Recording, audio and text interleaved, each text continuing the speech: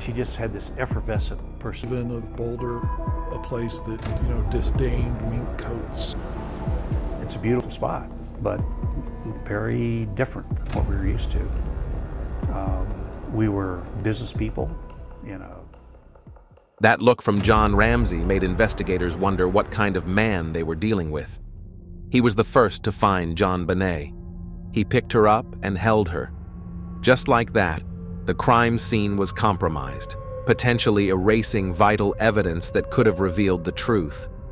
Yet, strangely, the police didn't seem overly concerned about him. Not the way they scrutinized Patsy. Not the way they questioned Burke. John was the head of the household, the one in control, but authorities saw him as harmless, as uninvolved. Was he truly just another grieving father, or was he the one who knew exactly how it all happened? Who is John Ramsay? JonBenét Ramsey was born in Lincoln, Nebraska. He attended Michigan State University, earning a bachelor's degree in electrical engineering in 1966 and later an MBA in 1971. In 1966, he joined the U.S. Navy as an officer in the Civil Engineer Corps, serving 3 years in the Philippines and another 8 years in a reserve unit in Atlanta. A licensed pilot, he owned 2 private planes, reflecting his passion for aviation. John was the son of Mary Jane and James Dudley J. Ramsey, a decorated World War II pilot.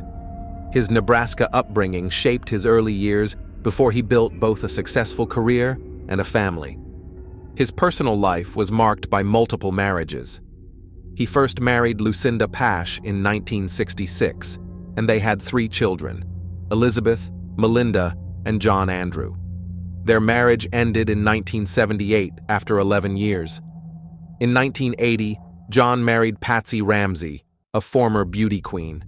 Together they had 2 children, Burke and JonBenét Patricia Ramsey, born August 6, 1990. As a father, John was actively involved in his children's lives, supporting their activities and serving as the family's primary provider.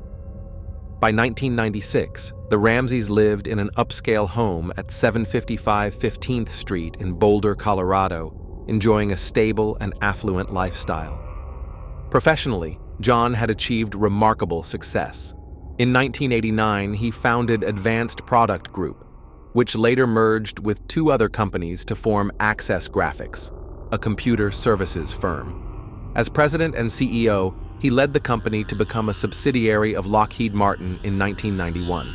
By 1996, Access Graphics generated over $1 billion in revenue. That year, John was named Entrepreneur of the Year by the Boulder Chamber of Commerce, with a net worth estimated at $6.4 million. Just weeks before Christmas 1996, he received a $118,000 bonus, a sum that highlighted both his financial achievements and the comfortable security he provided for his family. Beyond work, John took part in family and community life, especially during the holidays. The Ramseys were known for their involvement at St. John's Episcopal Church in Boulder and likely participated in holiday-related activities. John also supported JonBenét's participation in children's beauty pageants, often attending rehearsals or events, including a public performance at a local Boulder mall shortly before Christmas. The Ramseys were part of Boulder's wealthy and well-connected social circle, with close friendships among influential families such as the Whites and the Steins. On December 23, 1996, John, Patsy, JonBenét, and Burke attended a Christmas party at the home of Fleet and Priscilla White, a key date later considered significant in the case timeline. The family was also preparing for a post-Christmas trip to Charlevoix, Michigan, where they owned a vacation home. John had planned to reunite with his older children, Melinda and John Andrew, and as a pilot, had arranged to personally fly the family there. In the days before December 25, 1996, John Ramsay's life appeared full, balancing business success, family devotion, community ties, and festive holiday plans. Yet, within days, everything would change forever. On the evening of December 23, 1996, John Ramsay, along with Patsy, JonBenét, and Burke, attended a lively Christmas party at the home of their close friends, Fleet and Priscilla White, in Boulder, Colorado. The Whites' residence, located in the same affluent neighborhood as the Ramseys' home at 755 15th Street, hosted a festive gathering that included other prominent Boulder families. Earlier that same evening, the Ramseys had hosted their own Christmas celebration at their home from approximately 5 to 8 p.m., welcoming between 30 and 40 guests, including friends and relatives. The event featured children decorating gingerbread houses and a visit from Santa Claus impersonator Bill McReynolds. During the festivities, Patsy gifted JonBenét a gold bracelet engraved with her name and the date, 25th of December, 1996. Although originally intended as Christmas Day present, JonBenét was seen wearing the bracelet that night, along with a black and white outfit. Guests at the Ramsey party included R.A. Brown, Priscilla White's parents, and Cliff Gaston, a friend of the Whites, among others. As the host, John likely mingled and engaged with attendees, though no specific interactions were recorded. That evening, at 6:48 p.m., a mysterious 911 call was made from the Ramsey home, but was disconnected before any conversation could take place. When police called back, they reached voicemail. An officer was dispatched to the home and was reassured by Susan Stein, a family friend, that the call was likely accidental, possibly related to a medication order for an elderly relative. No report was filed, and the officer left by 7:09 p.m. On Christmas Day, December 25th, the Ramseys celebrated at home. JonBenét received a bicycle as a gift, and the family engaged in typical holiday traditions, including opening presents and sharing meals. That evening, John Ramsay was seen carrying JonBenét to bed after the festivities. Some sources suggest she may have eaten pineapple later that night, though there is no confirmed link tying John to this. Police, what's going on? 15th Street. What's going on there, ma'am? We have a kidnapping. Hurry, please. Explain to me what's going on, okay? There's a note left in our car. A note was left in your daughter's gun? How old is your daughter? 6 years old. She's gone. 6 years old. How old was it? I don't know. I just found the note. And my daughter's Does it say who took her? What? Does it say who took her? I don't know. There's a ransom note here. In the early hours of December 26, 1996, the Ramsey household awoke in urgency. Around 5:30 a.m., Patsy Ramsey got up to make coffee in preparation for a planned family trip to Charlevoix, Michigan, where John, being a licensed pilot, intended to fly them in his private plane. Shortly after, between 5:30 and 5:45 a.m., Patsy checked JonBenét's room, possibly to wake her, and discovered she was missing. Alarmed, she searched further and around 5:45 a.m., found a 3-page ransom note on the back spiral staircase. The note was written on paper from a household notepad, demanded $118,000, the exact amount of John's recent Christmas bonus from Access Graphics, and claimed JonBenét had been kidnapped. Patsy immediately alerted John, who read the note. They searched the house together but found no trace of JonBenét. They also checked on Burke, confirming he was asleep in his room. By 5:52 a.m., Patsy dialed 911 from the home phone, reporting JonBenét's disappearance and the ransom note during a frantic 6-minute call. 911 transcript, partial. Operator: we need police. What's going on at 15th Street? Patsy: we have a kidnapping. Hurry, please. Operator: explain to me what's going on. Patsy: there's a note left and our daughter is gone. Operator: how old is your daughter? Patsy: 6 years old. She's blonde. Operator: how long ago was this? Patsy: I don't know. I just found the note. Operator: does it say who took her? Patsy: I don't know. There's a ransom note here. The 911 call made by Patsy Ramsey that morning has been analyzed for linguistic and behavioral anomalies, raising serious questions about its authenticity and purpose. From the outset, Patsy's responses diverged from what would typically be expected in a genuine emergency. Instead of directly answering the operator's first question, "What's going on?" Patsy began by stating her address. While this could be seen as a practical move to speed up assistance, it also suggests the possibility of a rehearsed script, a sequence of planned responses, rather than an unfiltered plea for help. Her choice of words, "We have a kidnapping," is notably passive. She does not specify who has been kidnapped, nor does she link herself directly to the victim. The use of "we" instead of "I" dilutes personal responsibility and emotional connection, creating a subtle psychological distance from her own daughter. Throughout the call, Patsy repeatedly mentions the ransom note before addressing the fact that her daughter is missing, shifting the focus from a missing child to a found object. This prioritization is unusual for a distressed parent. She also continues to use collective pronouns like "we" and "our daughter" instead of "my daughter," which weakens the expected personal grief and panic. Her tone feels more like a factual narration than the voice of a terrified mother.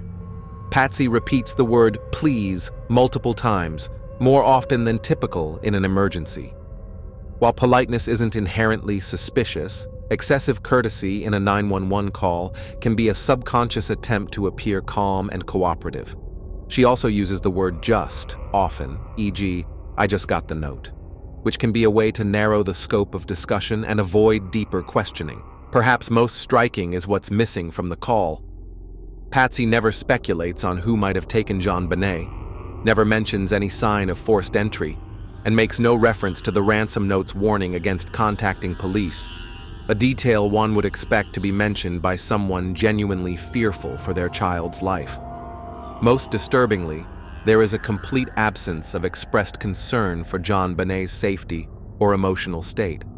Patsy never asked the 911 operator for advice on what to do, how to find her daughter, or what might happen to her. This lack of natural, urgent concern is alarming. That said, some of Patsy's responses do come across as credible. When she answers certain factual questions with "I don't know," it may suggest truthfulness, as deceptive individuals often avoid admitting a lack of knowledge. These moments offer some authenticity, but they are surrounded by troubling inconsistencies and emotional detachment. Perhaps the most revealing moment comes after the main call appears to end. Unbeknownst to Patsy, the line remains open, and background audio captures what seems to be a heated exchange between multiple people. One voice, believed to be John Ramsay, says, "We aren't speaking to you," while another voice, likely Patsy's, repeatedly asks, "What did you do?" These comments appear directed toward their son, Burke, whom the Ramsays had claimed was asleep the entire time. This off-script moment introduces the possibility of internal family conflict and undermines the earlier narrative presented in the call. While it is clear that Patsy was the one who dialed 911, the true intent behind the call, whether it was a genuine cry for help or part of a larger attempt to manage a tragic situation, remains deeply ambiguous. Following Patsy Ramsey's frantic 911 call at 5:52 a.m. on December 26, 1996, reporting JonBenét's disappearance and the discovery of a ransom note, police arrived at the Ramsey home. John Ramsay initially cooperated with officers, providing details about the ransom note and the family's situation. In the midst of the crisis, John reached out to close friends, including Fleet and Priscilla White, seeking emotional support. These friends arrived at the house that morning and moved freely through the home before it was properly secured as a crime scene. The decision to invite friends, despite the ransom note's warning against contacting anyone, raised suspicions among investigators and the media.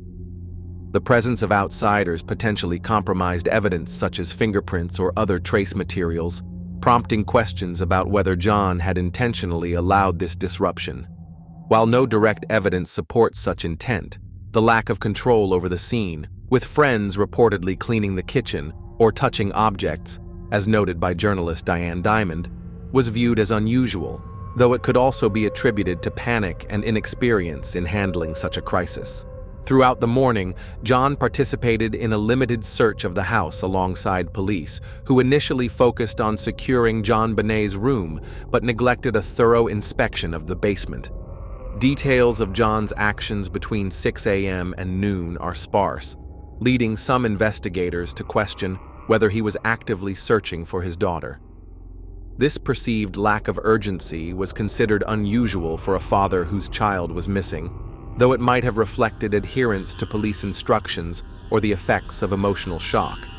Additionally, 9/11 dispatcher Kim Archuleta noted in a CBS interview that John appeared calmer than Patsy during early interactions with police, a demeanor some found inconsistent with the expected panic of a grieving parent.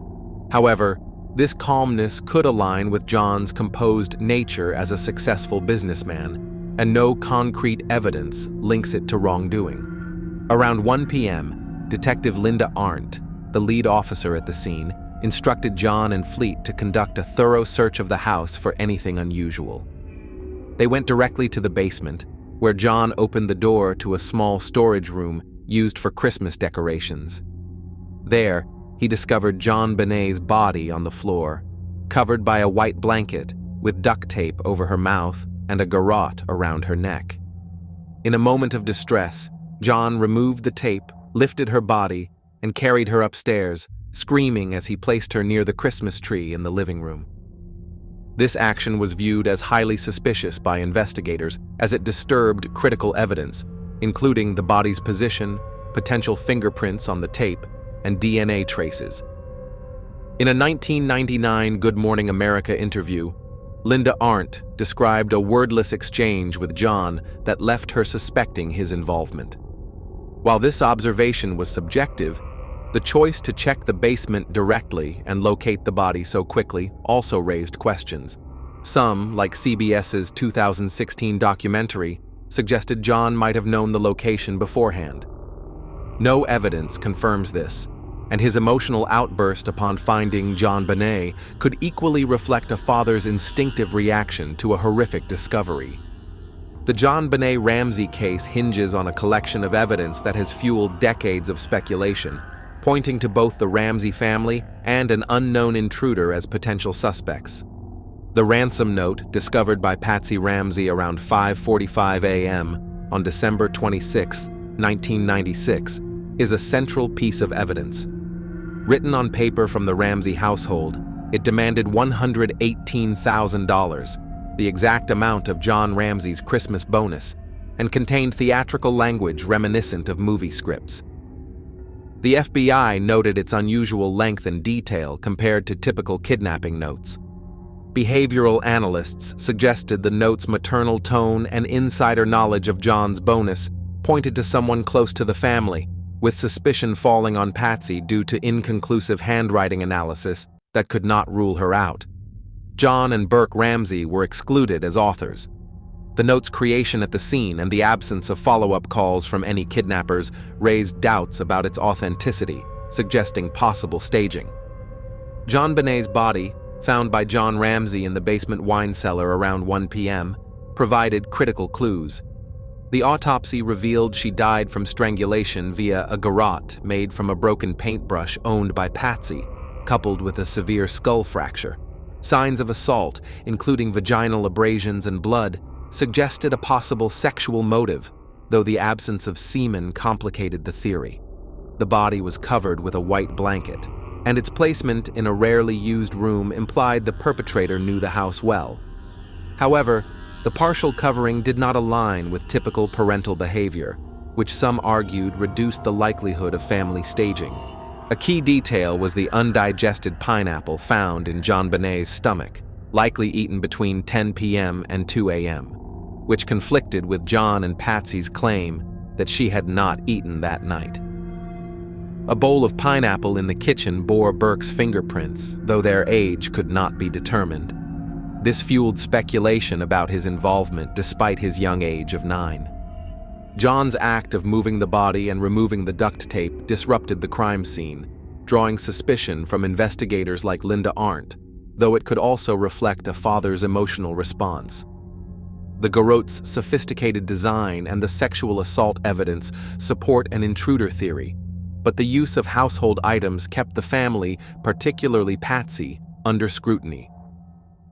Unidentified male DNA found on JonBenét's underwear, leggings, and under her fingernails is the strongest evidence supporting an intruder theory. This DNA, which did not match any Ramsey family member or any entry in the CODIS database in 2003, led District Attorney Mary Lacey to publicly exonerate the Ramseys in 2008. Experts like Candace DeLong and Lawrence Kobylinski argue the DNA likely belongs to the killer, though Michael Baden suggested it could be trace contamination from manufacturing. The DNA's complexity, possibly from multiple individuals, and John Ramsay's 2024 call for advanced genealogical testing highlight its unresolved potential. This evidence significantly weakens the case against John, Patsy, and Burke, while pointing to an unknown male intruder, though no specific suspect has been identified. Additional physical evidence further complicates the case. A broken basement window and a Samsonite suitcase beneath it containing glass and dirt were cited by investigator Lou Smith as a possible entry point for an intruder, though intact cobwebs suggested it had not been recently used. John Ramsay's prior admission of breaking the window when locked out raised doubts about its relevance. A high-tech boot print in the basement mold, unmatched to any family member, and an unidentified Caucasian pubic hair on the blanket bolster the intruder theory, but lack specific ties to a suspect.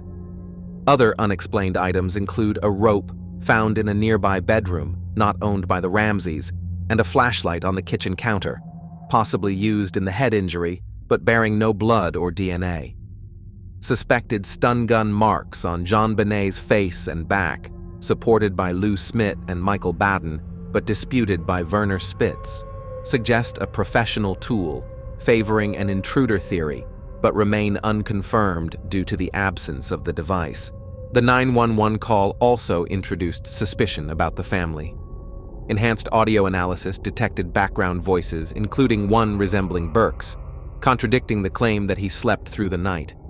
Patsy's choice of words, such as gone and missing, was flagged as potentially deceptive by some analysts, while John's calm demeanor added to doubts, though it could be explained by his professional composure. This audio evidence casts suspicion on Patsy and Burke, but its ambiguity prevents firm conclusions. It is clear that John Ramsay's presence looms large in connection to nearly every piece of evidence in the case, from discovering JonBenét's body and disturbing the scene to the ransom note referencing his exact Christmas bonus. Even the physical evidence, such as the garrote and possible stun gun marks, has been linked by some to an intruder. Handwriting analysis ruled John out as the note's author, and the DNA evidence did not match him.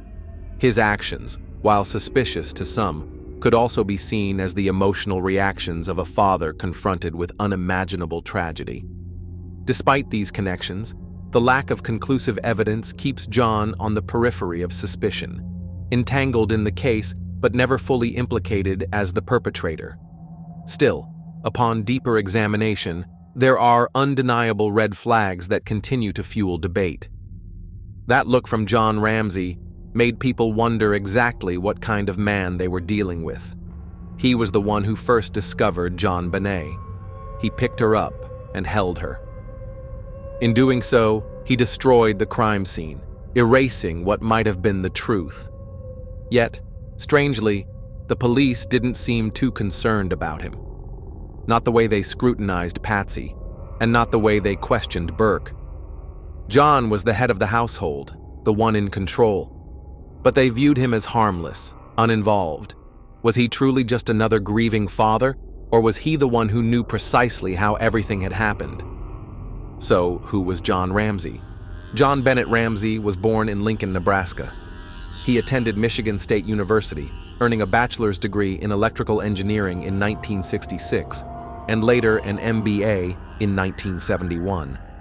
His early career began in the U.S. Navy in 1966 as an officer in the Civil Engineer Corps.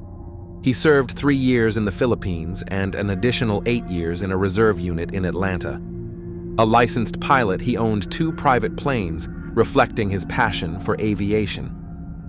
John was the son of Mary Jane and James Dudley J. Ramsey, a decorated World War II pilot. His Nebraska upbringing shaped his early life before he went on to build a successful career and family.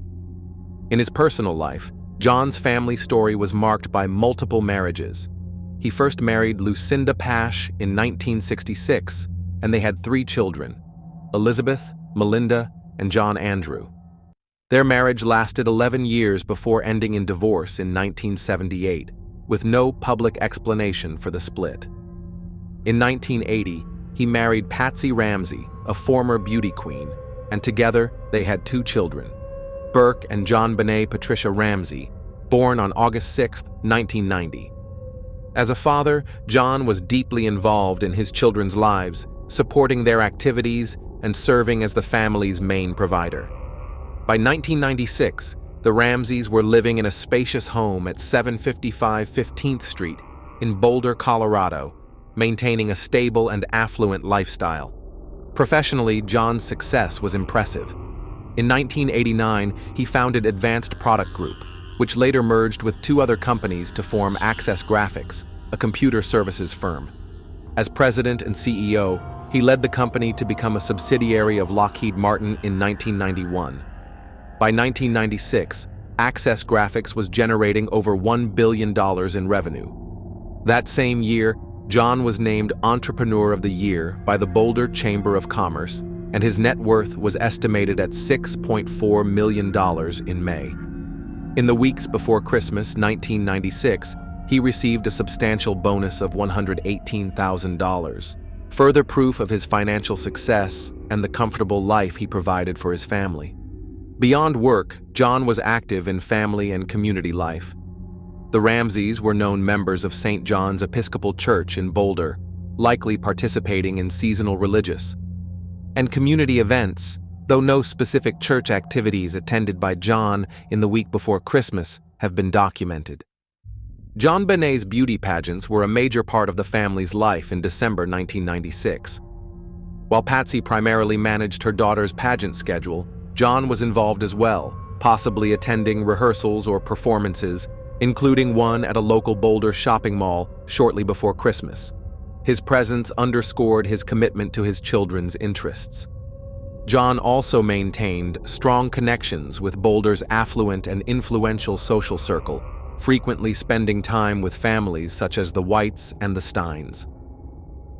On December 23, 1996, John, Patsy, JonBenét, and Burke attended a Christmas party at the home of their close friends, Fleet and Priscilla White.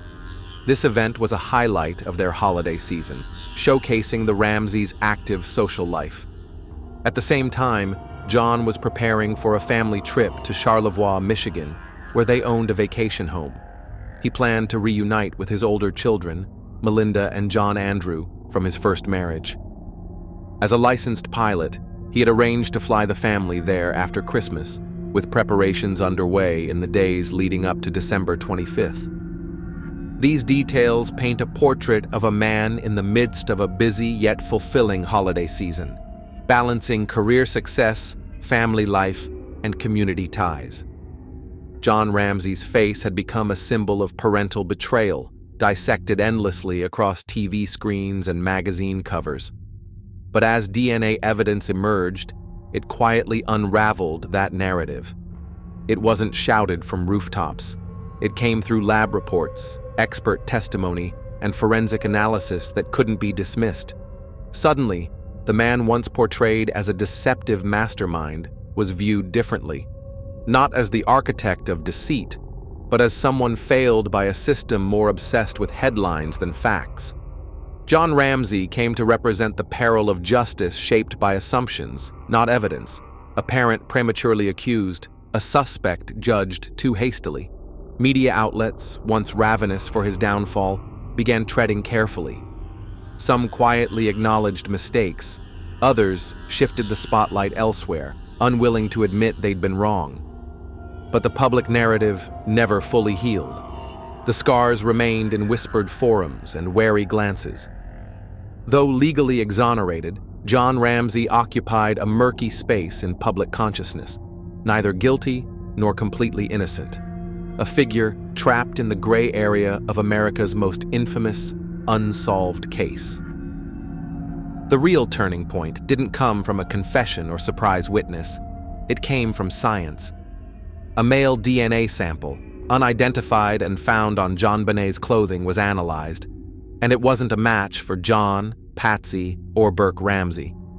Suddenly, it wasn't theory or rumor. It was indisputable fact. It didn't just challenge the old narrative. It obliterated it.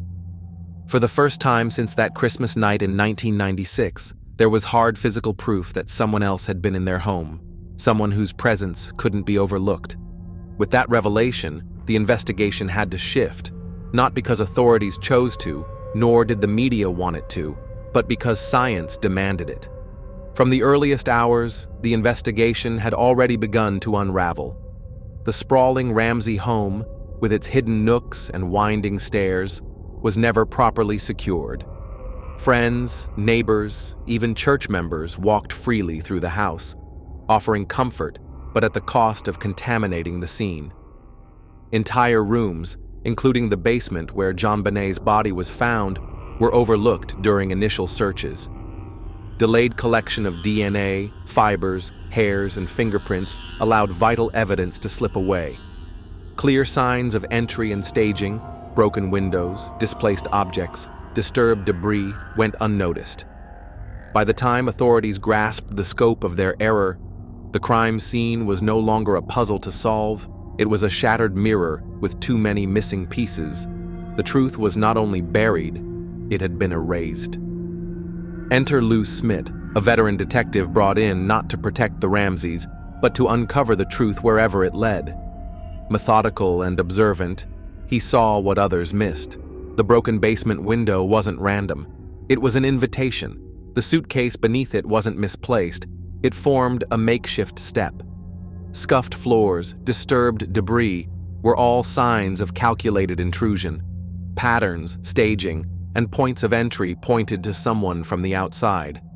Smith concluded, the Ramseys did not kill their daughter. The crime was committed by a predator. Wikipedia CrimeLibrary.org. Simultaneously, former FBI profiler John E. Douglas reviewed the case from a psychological standpoint. He rejected the notion of a personal domestic motive. This crime showed signs of calculation, obsession, not familial rage. Douglas saw no behavioral indicators pointing to John, Patsy, or Burke. Instead, he believed the killer was a stranger fixated on the family, who chose the moment carefully. His profile matched Smith's conclusion. The danger came from outside. Wikipedia criminalminds.fandom.com. Yet despite these expert findings, the case has never been solved. The killer was never identified. For John Ramsay, vindication in the eyes of science and specialists was not enough. It brought no peace. Who left that male DNA trace? Who knew the house so well? The case remains a cold file, its evidence untouched, its leads dried up. John Ramsay didn't disappear. He changed strategy. He began advocating for new forensic methods, especially genetic genealogy, to push bolder authorities to act. New York Post, AARP The Sun. In rare interviews, his message remained unwavering. The case can still be solved. The real killer is still out there, and JonBenét deserves justice. Years later, Ramsay's public advocacy gave way to quiet resolve. The media frenzy faded. He retreated from the spotlight. After losing Patty in 2006 and burying another daughter in 1992, his life became one of solitude, grief, and persistence. He continued writing, supporting victim rights causes, and kept pressing for cold case reform. Today, perception has shifted. He's no longer widely seen as a suspect. Many now view him as a victim of a flawed system and sensationalist media. Still, that male DNA remains the last unbroken thread to the truth, a thread waiting for someone to pull it. Technology may hold the key, but only if those wielding it choose to do so. Even today, the case ends not with answers, but with unanswered questions. Was John Ramsay simply a devastated father, carrying the weight of loss? Or is there something more hidden beneath the noise? That question remains, and it will follow him forever. The screen fades to black,